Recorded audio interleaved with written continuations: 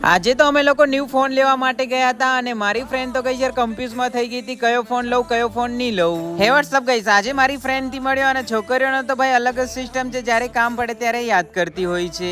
પાછલા 2-3 વર્ષથી એક જ ફોન યુઝ કરી રહી છે અને એના ફોન ની જતી રહી છે ડિસ્પ્લે. એને નવો ફોન લેવું છે, કયો ફોન લેવું છે એવું કઈ એક્સપિરિયન્સ નથી. કાપી ડિસ્કશન કર્યા બાદ અમે લોકો નીકળી પડ્યા હતા પછી ડભોઈની તરફ ફોન લેવા માટે.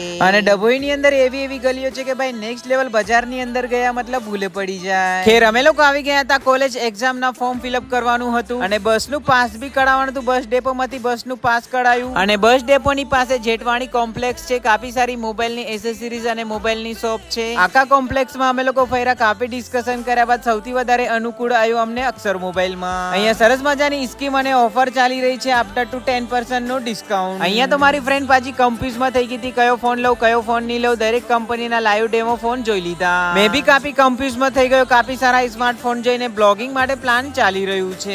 કાફી સારા સ્માર્ટફોન જોયા પછી ફાઇનલી ડિસાઈડ કર્યું Samsung model number F17. Unboxing કરવાની તો ભાઈ અલગ જ ફીલિંગ આવે અને તમે લોકો બી ફોન લેવાનો પ્લાન ગોઠવી રહ્યા છો તો એકવાર વિઝિટ જરૂર કરજો અક્ષર મોબાઈલ ડભોઈ. અને સાથે પ્રીમિયમ 11 ગિફ્ટ પણ મળી ગયા બેગ ભરીને. સરસ મજાનો ફોન લઈ લીધો છે. હવે ગઈ મને જોઈતી હતી પાર્ટી તો અમે લોકો નીકળી ગયા હતા પછી કેફે.